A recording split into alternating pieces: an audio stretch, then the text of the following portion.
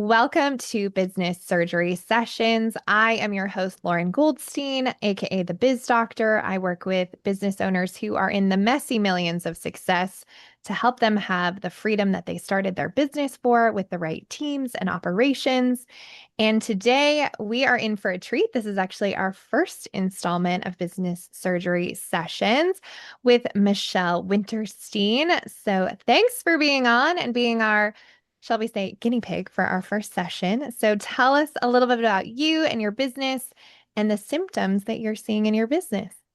Oh my gosh, thank you so much for having me. I'm really very excited to be here because the first symptom is I definitely suffer from working on the business or in the business and not on the business enough. So Hmm. we'll definitely Hmm. get into that. Yep. But my name's Michelle, as you said. I am the owner, founder, and designer behind MKW Creative Co., where we build brag-worthy brands. So we work with entrepreneurs and founders that have anything from a service-based business to a lifestyle brand, a lot in the travel space, food and restaurant. And really, our common thread between all of those projects is that we're helping them go from kind of unknown or even more of a DIY sense and upgrading them to becoming a brag-worthy status, which becomes our tagline. And that can happen in a lot of different ways. So primarily, it's complete visual overhaul of their brand. And then we work with a handful of clients on retainer for services like merchandise design, packaging design, social media, print, digital, web,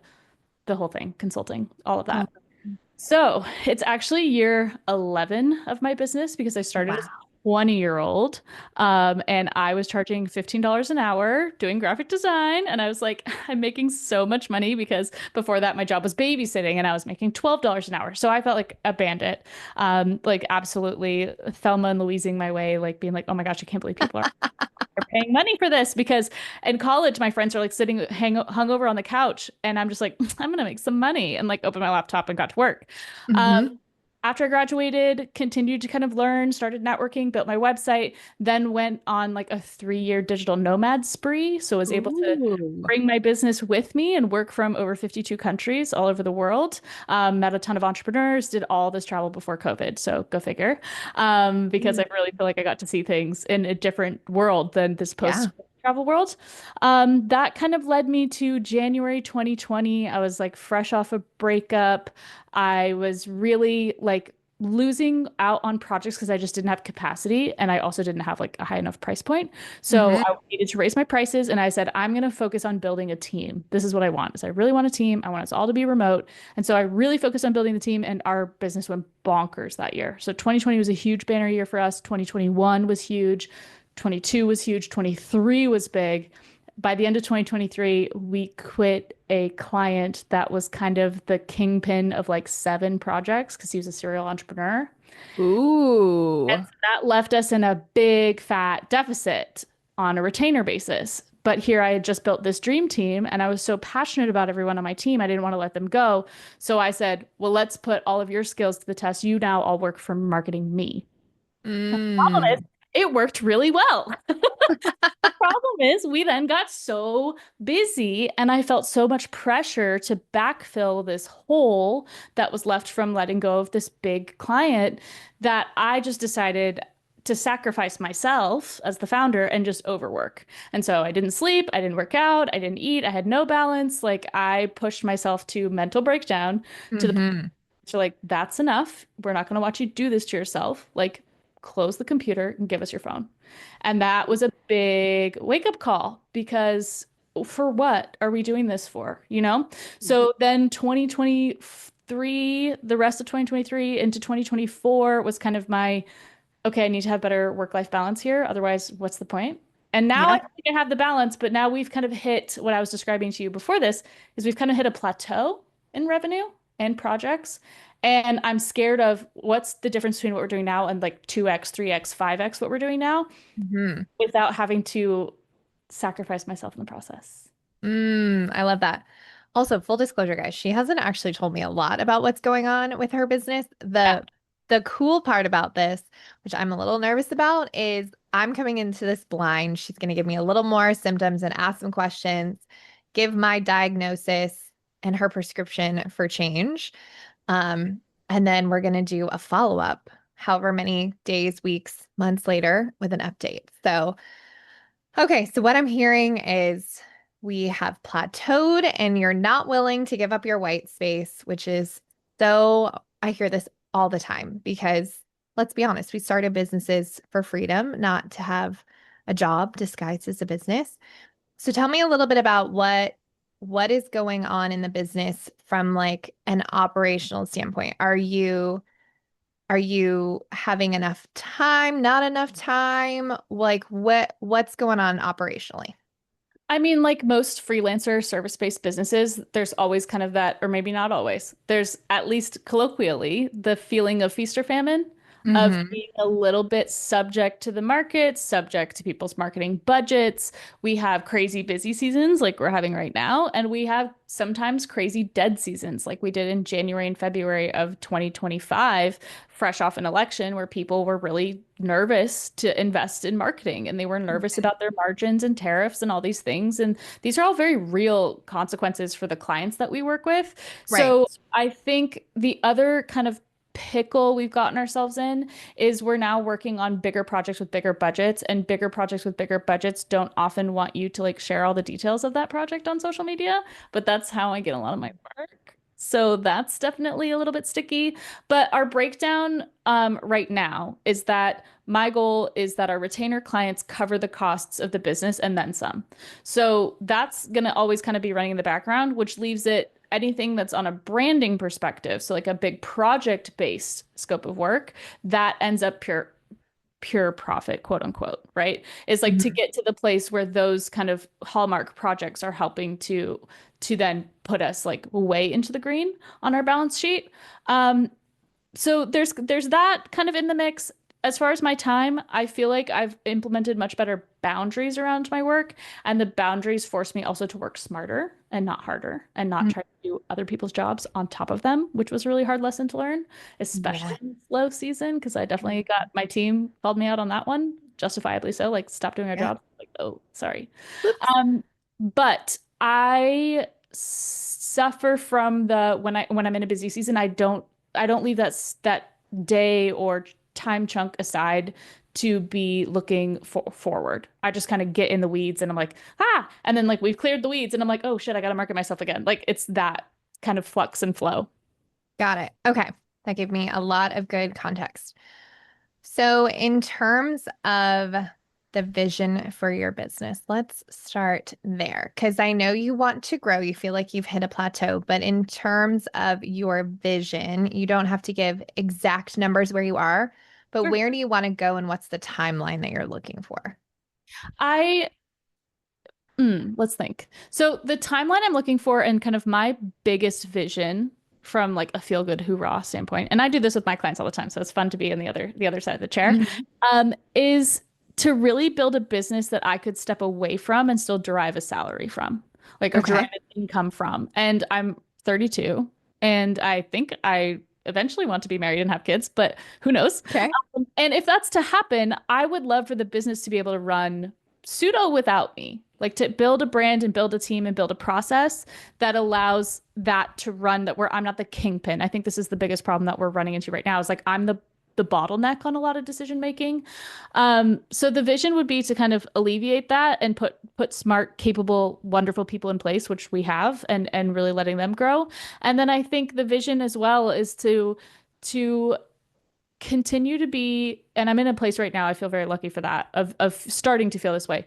Continue to choose projects and be able to say no to ones that are like not a good fit, but to be really, really selective and to be the kind of agency that gets some notoriety nationally and gets kind of on people's radars and is something that we're specific about who we work with because we're only working with certain types of people and certain type of brands. So the choosiness, the freedom of that, the freedom of not having to take on a project. You're like, oh, I haven't worked on anything in a while. Like, probably should take this. That's something I'd like to get to the other side of. Got it. Okay. So what's the revenue or better Yeah. yet, profitability number that you need to be at to give you the salary that you want? Oh goodness. Okay, now you're getting into my dad doing math homework vibes. Let's see if I can remember this. So our profitability per month on average this year is going to be about sitting around the 18 to 20% profitability. Okay. I'd like to see it, I mean, 40, 50, which I think is more Mhm. consistent with agencies. Um, I also feel very strongly about like ethically paying my team, and I'd like for us to work towards a model where everyone's making similar income and we have complete pay transparency. I have one Okay. full-time employee right now. Her and I have pay transparency between the two of us, and then I have contractors. They have pay transparency on what I make, what she makes, what they all make. That's really important to me. And understanding that like I personally feel conflicted with and maybe you can challenge me on some of these things, of like being like cutting myself this huge salary just because I'm the CEO. That doesn't light me up. It feels there's like some ethics conundrums I have around those things. But maybe that's just a roadblock. Um, and yeah, I think that that's from a revenue standpoint, we can go there because I don't mind. Our plateau, we're sitting at about 350,000 a year. So I mean, out of pure just like ego, I'd love to get to $1 million as an agency in a year. Like that seems like a fun like benchmark to hit because you don't often get those in your professional career when you work for yourself. It's like big benchmarks like that. But I don't even know what it would look like to take what we're doing now to get it to that type of level. Mm. Oh, there's so much to unpack there. I mean, the first question I have is the million from, to your point, like just a nice number that you're like, everybody gets there? Or is this, and this is maybe something you don't have to answer now, but Sure. more of an internal question of like, can you get the life and the team and the impact that you want without getting to a million? Or is a million the Oh, number? totally. No, no, I totally think we can get there without hitting that. It is a vanity metric in the same way that when I was just starting my career, if I'd hit a $10,000 month, I would like go buy myself this big fabulous hat. And I like made it this whole joke on social media of like, oh, it's a hat month, blah, blah, blah, because I was Um, solo. And I was like, $10,000 when you're working for yourself in 1 month is like it's a huge deal. yeah. Now, I can't even keep my doors open if we're not making $30,000 a month. Like, Mhm. it's just such a different, it's just like money is so subjective in that way. It's like it's so Yeah. dependent on your circumstances. And I think I'm proud of the progress that we've made. I'm happy that I really do feel like I have 95% of my lifestyle is very locked in. I travel when I want. I can afford an apartment 2 blocks from the beach. I've got a nice car. I've got my dog. I go to a luxury gym. Like there's a lot of things that are very much in the lifestyle that I'd like to keep going in that direction. But I'd also love to own a house someday. And I don't know that I'll get there at the salary I'm paying myself now. So that's kind of where it's at. Okay. So, from all that you've shared, all of Mhm. this is very normal symptoms for business owners, even if in the messy millions, you're almost half a million.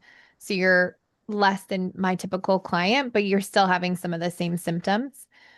But I think the thing that is truly holding you back is what you said about your salary and the guilt that you have about paying yourself a bigger salary. And so I want to give you some perspective shifts on this because I have some other ideas on your prescription and my diagnosis, but this one is really interesting because if that is something you truly believe, then subconsciously you won't grow your business because you don't want the extra income to go to you instead of your team, etc. And it just creates this really interesting chasing your tail of like revenue goes up, expenses go up, revenue goes up, expenses go up. Because the way that you're going to get more profitability is, obviously paying people, but having bigger margins and doing things more efficiently.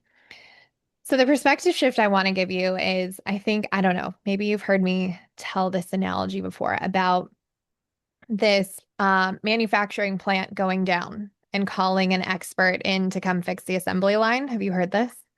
No, but tell me again. Or maybe I have, but tell me again. Okay. Is one of my favorite analogies.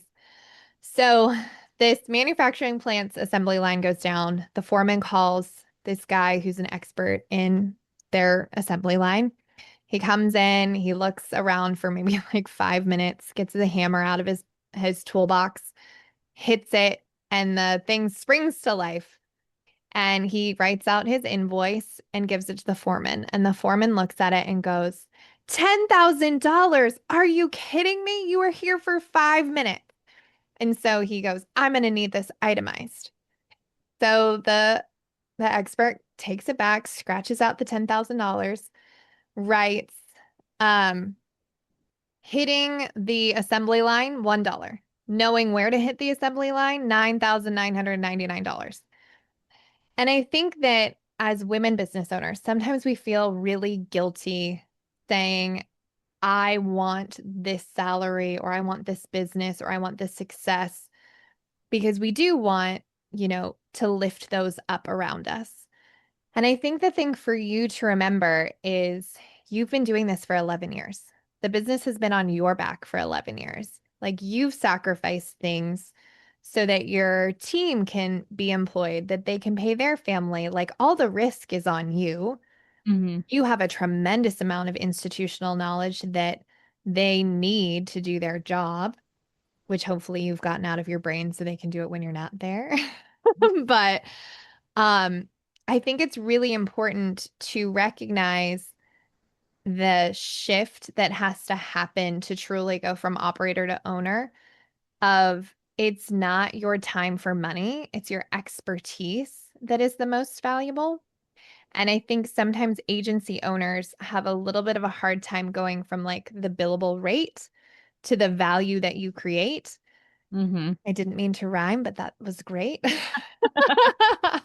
Um, and so for you, I think that is the unlock where you can look at, it's not necessarily, because I think where you're stuck, if I can project for a minute, is you're like, well, I'm putting in less time.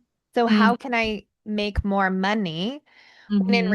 reality, you're putting in more value, and you've Hmm. built this machine that allows the impact to your clients, that allows the impact to your team so they can pay their bills and have their mortgages and their cars and their groceries. Sure.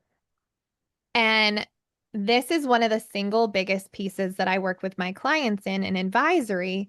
And it comes up a lot in my diagnostic as well, where you have to separate your sense of value and purpose and fulfillment from the business, from the doing in the business, Hmm. because a lot of my clients, when we extricate them out of the trenches, out of the day-to-day, they're like, but I'm doing less. And I like, things that I hear is I feel useless, or I feel like I'm not doing enough, or I feel like I don't know who I am.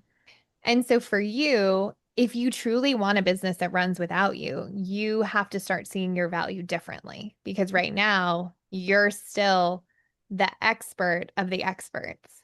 Hmm. Hmm. So, which I will get to in a minute. But I think that mindset shift is something that I want you to take with you this weekend, and like start listing your value that has Hmm. nothing to do with time.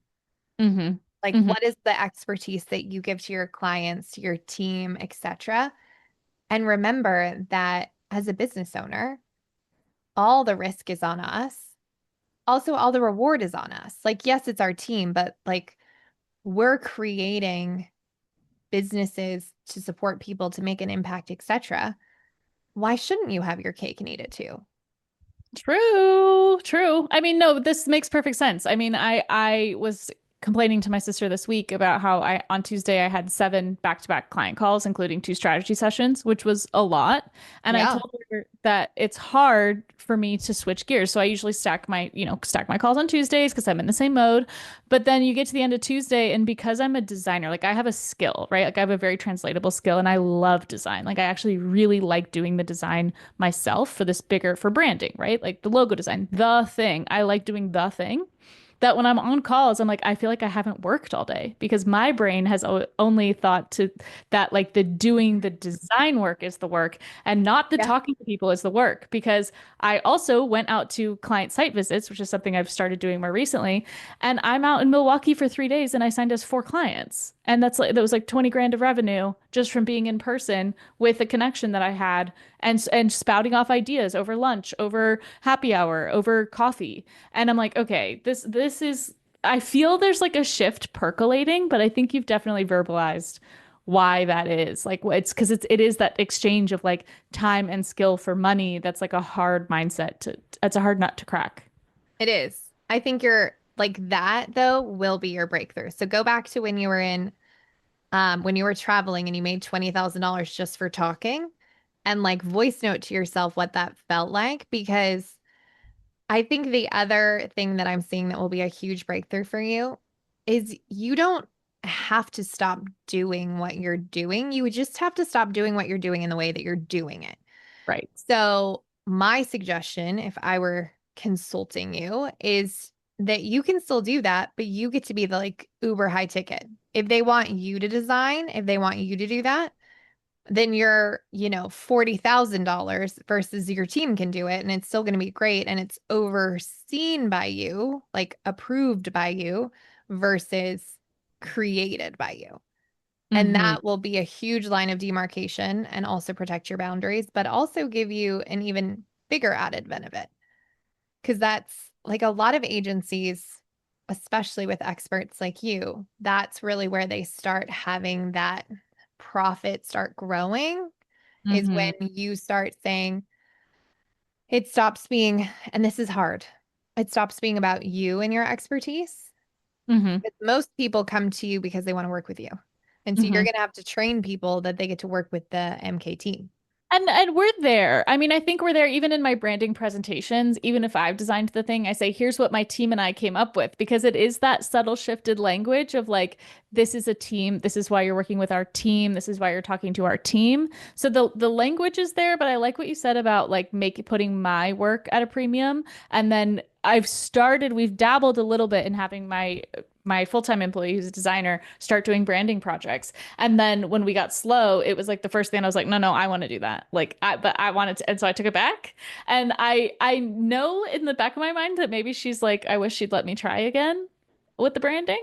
So it's a relinquishing of control, and it's a Mhm. volume problem, right? Like those projects are now fewer and far between because they're more expensive. But if we had some tiered options and there were more express options that weren't as involved, is that something I could trust her with more? And like, absolutely. Absolutely. Yeah. Well, not to make you feel bad, but when you take a project, when you give a project and you take it back, that's really, really bad for morale. Please don't do that I'm again. surprised. Yeah, I'm not shocked by that. Yep. Yeah. So I think that there is definitely an opportunity to, even if you, because here's the fun thing about delegation. There's 5 levels, right? And a lot of us think that it's just the fifth level, which is like, I do nothing, you do everything.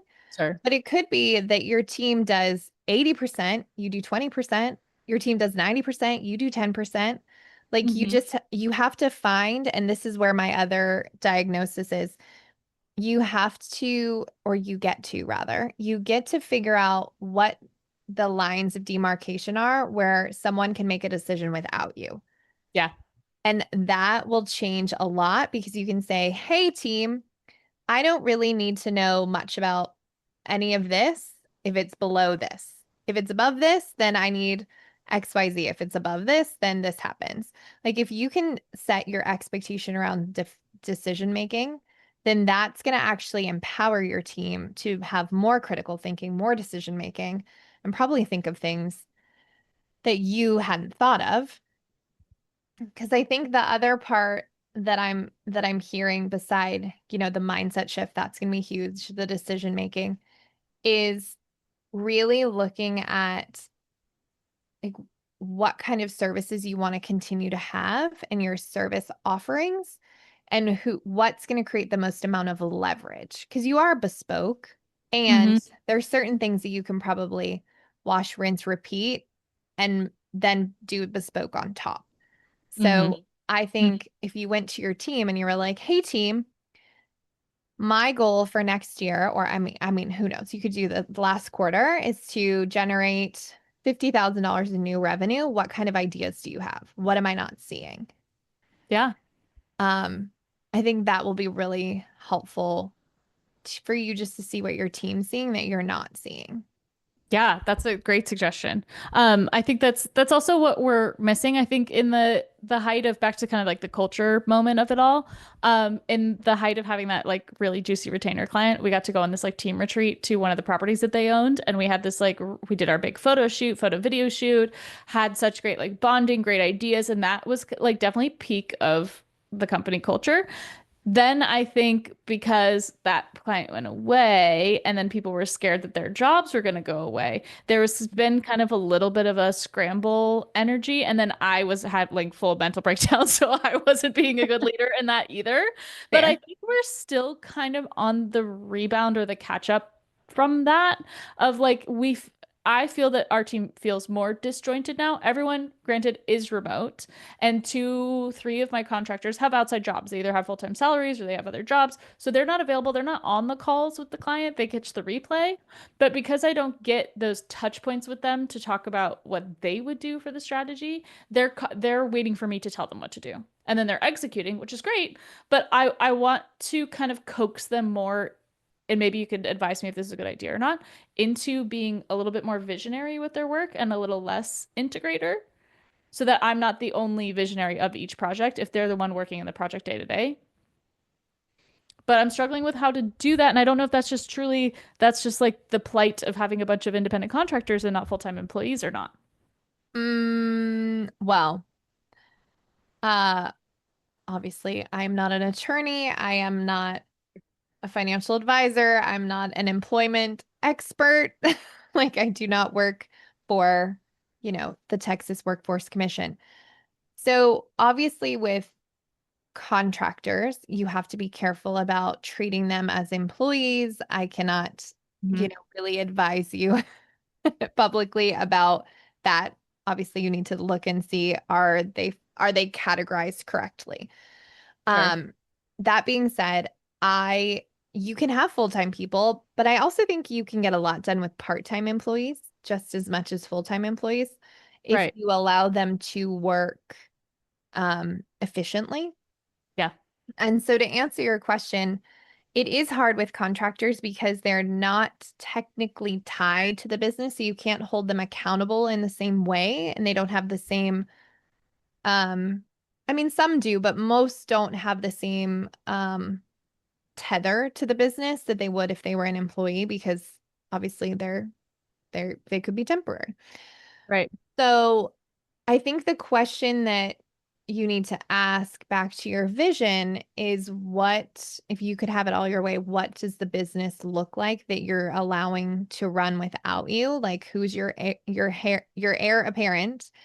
Um, like who's gonna be that person? Do you have that person now? Great. Then this gets to be a conversation with them. And then you get to look at your business structure and if it's truly set up for success or if it's set up for convenience. Because it's very easy to have contractors, but it's It very, It is, very, and I've gone through seasons of like having them, not having them, like, and really the prompt for the full-time employee was I found the person I wanted to hire that I was like, this is who I would have on my team, like 100%. And Mhm. it was, I've had mentors before tell me like, you can't build the job for the person, you have to build the job for the business and find the person to fit the job. And so Correct. I'm definitely victim of that because I just like love the people that I work, like really genuinely love the people that I work with. And I find them to be so talented and so smart and so capable. And I'm really lucky to have that. I've watched, I think by contrast, like my family's run businesses where they've been limited to like the local job applicant pool and they've had to hire people and really stub their toe on like hiring people that were not a Mhm. good fit. And I'm like, oh, Right. how lucky am I? I've got all these super capable people and they don't have to live in my geographic area. So that's kind of the first thing. I do feel that I've like been more confident with trusting different team members to take on different aspects of the business and like own it completely. So my business manager helps with all of the invoicing, contracts, proposals, schedules, project timelines, project management, and she kills it. And she keeps me so much on track, and that's lovely. And then from a creative side, like Madison really is my second in command, and she has the skill and the drive and the aesthetic. She has like the level of taste that to me feels very congruent with MKW Creative Code, not even with me, but with where the company's going. And she serves Mhm. our clients really well. Right now, she's got one client that she works, that's one of our retainer clients that she owns that project top to bottom. And I sit in as an advisor once a week on the team call to just listen, to call things out, to make suggestions, make ideas. But she's able to take design projects with them from A to Z, and I'm not involved. And that's Great. lovely. And I'd like to get that going more. But I'm also kind of at this tricky threshold of like I fear that I'm approaching like 85% of her job capacity with the workload I've given her so far. Hmm. And so it's then a question of, does she move up a rank and we find someone to come in and help her offload? Like the scalability of that is confusing to me because I don't feel that we're at a revenue standpoint where I would feel comfortable taking on another full-time employee, to the point where my finance team said so. They're like, don't even consider taking on another full-time employee until you're clearing 60, $75,000 months. I'm like, $60,000 months from where? What do you mean? So that kind of scared me off, I think. And I'm like, okay, well, let's just stay where we're at. Does that make sense? It does. So back to the little mindset thing. Again, not a financial advisor. I don't ever recommend you hire when you can't afford it. And that little thing where you were like, that scared me off of growing. That's like exactly what you said. That scared me off from growing. Mm-hmm. So you've got on one hand this guilt about you being paid more. And then you've Mm-hmm. got this other thing that says, I don't know how to get from 350,000 to 600,000. And so I don't want to grow because that feels very scary. Mm-hmm. So the plateau that you have created is a lot in your mind, Self-inflicted. self-inflicted. Yeah. Yeah. So, like, not to say that you should just use ChatGPT, but ChatGPT could be a great exercise to help you break through this of saying, like, here's how my business is structured now. Here's how much my client retainers are. What would it take to get from X to Y? Mm-hmm. And then my other prescription for you, in addition to doing more visioning work and working on your mindset and talking to your second in command to see what she thinks you guys can do to bring in more revenue, is to go find someone who runs $1 million agency Yeah. and say, what did it take to get you? Because there's big jumps, right? From like honestly 100,000 to 300,000 is a pretty big jump. Yep. 3 to 5 is another kind of big jump. 5 to 7 is sometimes doesn't take very much to get from 5 to 7. Right. But then 7 to 1 million is also sometimes a little bit of a like you're hitting and dropping and hitting and dropping. And then once you're over a million to 2 to 3, it happens very fast, but like Sure. 3 to 5 is also a big jump. So go find somebody who has an agency, and this is a caveat, and the life that you want, and ask them how they did it. Mm-hmm. Because I think what's happening is you have a literal plateau from a mental limit. Totally. Totally. And the way that you get over that is you show your brain that it's possible. Because right now you're stuck in the how hellhole, is what I call it. And Mm-hmm. actually, what you need to know, you just need to know the what you want by when, and then go find the who, and they'll tell you how to get to the how. Mm-hmm. Okay, I like that. That was a bit of a riddle, but I'm following. You want me to say it again? Yeah, one more time. You just got to know what you want by when, and you'll go find, and they'll find the who. The who will appear. Literally, this happens, and they'll tell you how. Okay. Because I think that's the other thing from operator to owner that's a little bit hard to swallow is we're so used to being the expert that we think we should be the expert and we should know how to do this. But Right. you can't know what you don't know. So you have to go figure out who that person is that can either teach you how to do it or do it for you.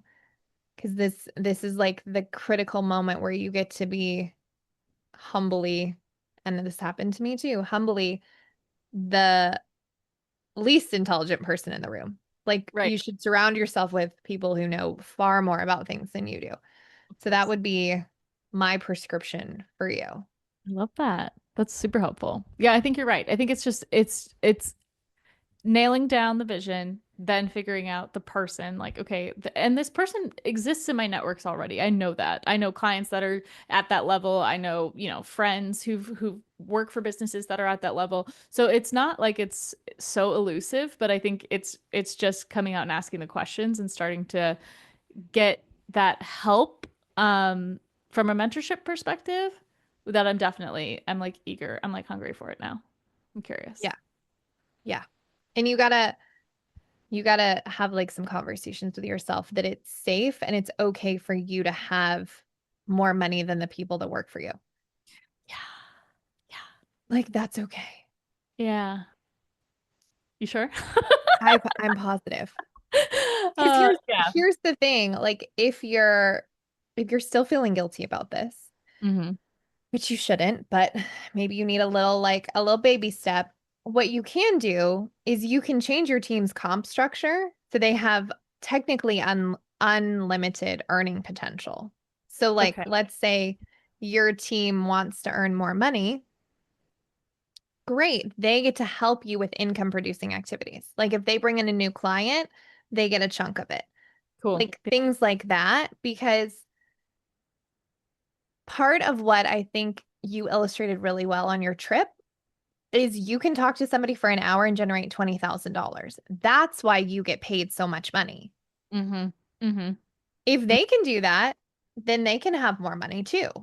Mm-hmm. But you don't get more money just for existing when you have this institutional knowledge that's actually creating like a lot of different revenue Yeah, I think capability. that can feel like my Achilles heel because I never had a corporate job. Like I never had a corporate job. I never signed like any kind of handbook. I never saw like a compensation structure plan for anything ever my whole life. So it does, and that's not an excuse, but that's all to say like it feels like a blind spot to me that I don't know how to navigate. And I've hired mentors to help me with this. Like when I hired my first full-time employee, I had a mentor Yeah. help me sit down and write that handbook. And I think I just kind of was like, oh, okay, well, that's done. And I never revisited it. And I think this is a good opportunity to do so. Is like, yeah, like if you guys want to earn more money, like bring us some more jobs. I'm happy to cut you a check. I'm happy to send you a bonus for bringing us, a project of that level that you're excited to work on. I'm excited to work on. That definitely helps sweeten the mental persuasion for me of like how to justify those things. Hmm. Yeah. I mean, there's a lot of ways you can, as gross of an analogy as this is, skin that cat, right?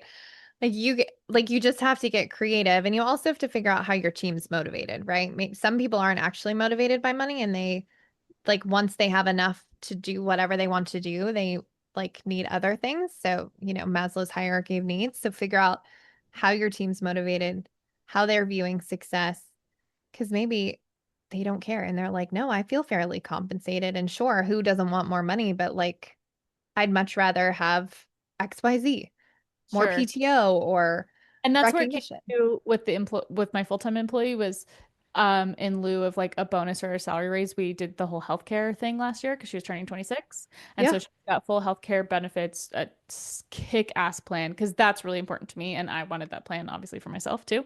So offering really good healthcare benefits as a full-time remote job with flexible hours and like unlimited PTO is like pretty baller. And that's definitely aligned with my like vision. Yeah. For myself and for my team as like a reason why people would want to work with us.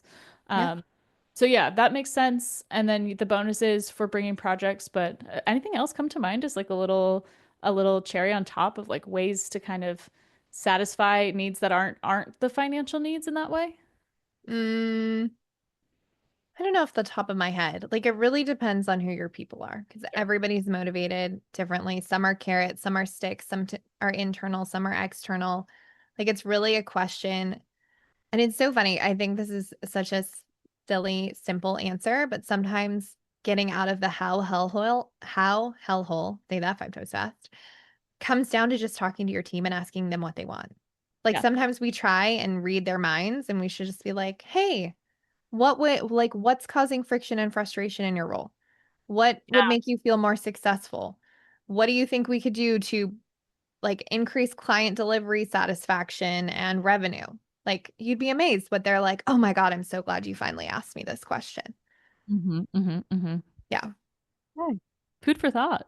food for thought. Okay. What was your biggest takeaway? Oh gosh, it's definitely my own money mindset blocks that are keeping me at a plateau. I think also like I'm very much a sponge. I've watched how other people in my family have run businesses and the more money they make, the more stressful their life gets, it seems from the outside. And I Mm, think I've probably let that steep a little too long. And that also if lifestyle and work-life balance is my pinnacle of success, that I've equated that to like being where I'm at and I should just be happy with where I'm at because I have that. I have work-life balance. And so being able to move past the mental block of like, no, you can have that and also you can make more money. I think that just like needed that permission probably because that's definitely been the there's like a guilt there to it. Do you know what I'm saying? I do know what you're saying. So I think it was identifying the guilt. That was a big breakthrough for me today. I love that. So, since you were our first edition of business surgery session, what advice would you give to someone else if they want to do this? Like, why should somebody hop on here and do a business surgery session with me? Oh my gosh, because it gets you to think bigger. Think about the vision, verbalize the vision, even if you think you have it in the abstract. Getting eh, getting the practice of talking about what you want, I think to your point, is like such a powerful like manifestation tool, but also strategy. Because if you don't Mhm. know what you're working towards, like where are you even going? And it's funny because I do this in my day job with when I do branding and vision work with my clients. And then when you do have to do it for yourself, I think it's also a reminder for me that I've got to be, if I'm going to own this business, I got to work on it and in it, not just in it. And I think this is a great kickstart to that. So anyone who would come on the show and get some of your time, your very precious, very expensive time, would be very worth it for them because it does kind of stretch you and expand your mind in different ways. Great. Well, thank you. Any last comments, questions, concerns before we wrap? If you have a branding project, you can work with us. Yeah, if I they want, if they, hey, why don't you throw out, you've also got a podcast. You should tell them I about your podcast. do. I do. So I run the Kiss My Aesthetic podcast, which is a branding, marketing, and entrepreneurship podcast. Lauren is a two-time guest, and I Woo. gave her a compliment before of she said some of the stickiest things I've ever heard in all 200 plus episodes of the podcast, which is Mhm. telling you something. So she always drops some good wisdom on us.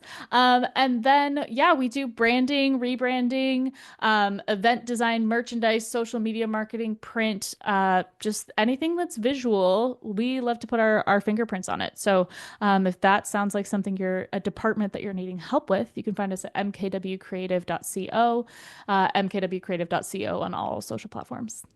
Beautiful. Well, thanks for being on the new show. This was actually her brainchild, well, our brainchild together when we were in the podcast green room a few weeks ago. So I'm glad to bring it to life. And if Yeah. you want to be the next business featured on our business surgery sessions, follow the link below and we'll see you on the next one. Thanks, Lauren. Thank you. Bye.